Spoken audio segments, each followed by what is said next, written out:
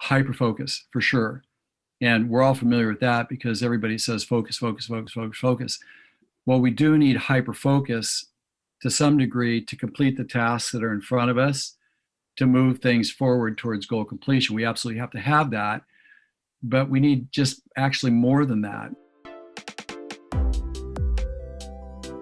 When I think of you, always at the highest level, through good, bad, and indifferent times, right? It's all a mindset.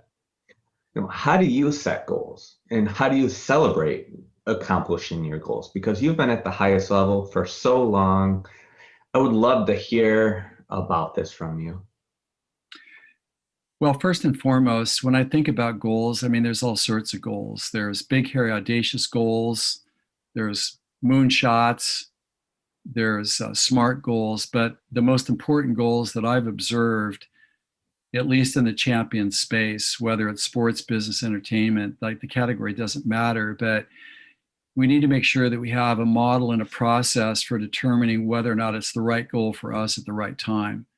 And so I make sure right goal, right time for myself. And then when it comes to the achievement side of the goal, there's a process that I've created that's been extracted and teased out from my experience in the high performance world over the last 50 plus years. And the champion's golden rule is you do the homework and the test is easy, meaning first you prepare, then you perform. And the model was, first off, I'm going to make sure that I'm really prepared to pursue the goal. If I'm not prepared to pursue the goal, well, I'm not going to pursue it until I'm ready enough to do it. And I realized to do that, I've got to have the right goal. I got to be clear on that. I have to have the right motive for why I'm pursuing the goal. I have to understand the impact of the achieved goal on myself and others. I need to have the mindset to address the challenges that I'll be facing. And I needed to have enough resources present to know that I'm prepared to be able to pursue the goal. And once I knew that, then it was the second half of it, the action steps of actually pursuing the goal through an action plan that's adhered to every day vigorously from start to finish. And I realized that I have to have a starting process that gets me up and underway. I need to not get taken away by distractions or believing that I'm going to get to the goal just because I have some initial success. I've got to watch my schedule. I have to take care of all the policies that are necessary to go right. I have to learn that when it gets tough, maybe it's supposed to get tough, and not believe that it's tough because there's something I didn't do, but I'm learning something that I needed to learn in the process of pursuing it that I couldn't take into consideration in the creation of my plan. I needed to know how to have evidence along the way that I was making progress enough to go from believing I could do it to knowing I could do it. And then to go from knowing I could do it to finishing the goal, I had to have a process to finish the job where I wasn't rushing too fast to the finish line, because I've seen people do that. They get a little bit too hungry too early. They start believing that they're at the finish line when they're not. And you don't trip and fall before you cross the finish line, because if you don't cross the finish line, you don't win. So Right. those are kind of the ways that I've compartmentalized it and looked at the creation of a model that I can follow that will allow me to achieve my most important goals consistently, predictably, and repeatedly.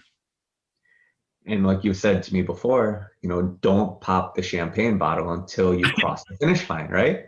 It's dangerous. Yep. Yeah. Never You don't want overtell to it's celebrate over. too early. Yeah, that's exactly right, man. So let's talk about Gocus for a moment. This is Oh, yeah. one, it's an iconic phrase, and it's not misspelled, ladies and gentlemen. I'm going to let Dr. Jeff elaborate on this more, but Gocus, oh my gosh, it's been a life changer for me. I mean, being a strategic coach for so long, there's a lot of terminology and phrases and things like that that I live by.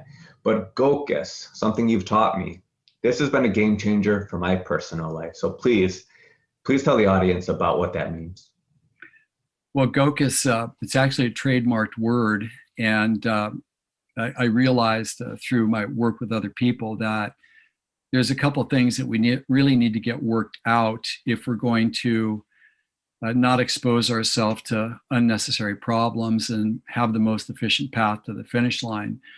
And I realized that there's two types of focus that we need, a bit like a chameleon. A chameleon has one eye on one thing, then they have another eye on something else, but somehow both of those things can be held in the brain, and they're both equally important. So in this instance, Gocus stands for goal focus. The G in Gocus is goal. The Ocus in Gocus stands for focus. So it's goal focus. We need two types of simultaneous vision and insight. Number one, we need hyper focus for sure. And we're all familiar with that because everybody says focus, focus, focus, focus, focus. Well, we do need hyper focus to some degree to complete the tasks that are in front of us, to move things forward towards goal completion. We absolutely have to have that, but we need just actually more than that. We need the second part of the chameleon eye vision, which is what I call peripheral gaze, meaning that the cone of focus is for getting stuff done to move things forward, checking things off the plan list. But then we have an awareness that goes to either side of the cone, another 270 degrees, where we're seeing things in the periphery, like situational awareness. And why we need to have that simultaneously with hyperfocus is that there may actually be better ways of getting to a faster goal that's even a better goal that may be revealed to us in the process of goal pursuit. But if we're too hyper focused on something and we shut this down, then we may not see that opportunity. And therefore, if we don't see it, it doesn't exist. If it doesn't exist, then we can't have a bigger goal that was gifted to us because we didn't see it. The other thing about this peripheral gaze here is it's where you start to see small blind sides starting to form. And anytime a blind side starts to form, I think we've all had that experience where we look back over time after a disaster has happened and we say, oh, well, if I'm really truthful with myself, you know what, I kind of did really know that there was a possibility of this happening. There was something that popped into my consciousness that did warn me about this, but it was so small I didn't listen, or I was too excited, so I overlooked it, didn't take action. I know I should have. So as long as we have this ability to be mindful of potential risks that are starting to form and the opportunities for a bigger goal or a better goal being presented to us while we're hyper focusing on getting stuff done, then we hold that sacred space of Gocus. And why that's important is that when we're kind of looking at everything simultaneously, our anxiety drops. And as our anxiety drops, we're much more efficient in conserving energy and completing the action steps necessary to go from where we are to goal completion. And that's why Gocus is essential. Love that. That's so Gocus. critical. I love the chameleon. I absolutely love that because as a business owner, it happens all the time. You're here, there, everywhere, especially if you're a quick start like I am. So it's great to have that Gocus. It's been a huge time saver and like a mental time block saver for me. So Yeah, thank totally. you for that. And Dr. Jeff, this is a fun one. I'm in the money world. So what does money mean to you? That's a great question. Gosh, there's so many ways of answering that. The first thing that comes up for me is that it's a validation of competency. Like, you know what, I can live a life of value. It's a commodity exchange for something that I've been able to see, visualize, develop the ability to execute, and exchange for something that I could use to improve my own life. So it's a great measuring stick in part for time and effort being placed in a way that led to a favorable outcome that not just benefits myself, but allows me to care for my family. It allows me to experience a different quality of life.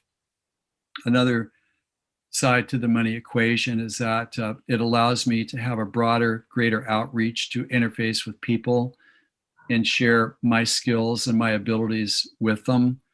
If I'm buried too hard where I'm not available to share my skills, then my gift to humanity and my honoring my own gifts has been compromised. And in my opinion, that would be self-inflicted because I didn't organize or I didn't have my priorities straight.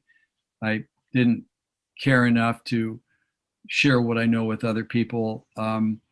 It also represents an opportunity to be charitable to others. There's always, my father died homeless on the streets of New York City. I remember once I don't know if I've ever told anybody this, but it was around Christmas time. I ran across somebody that I went to junior high school with, and he was pushing a shopping cart, and I knew what that meant because of my father.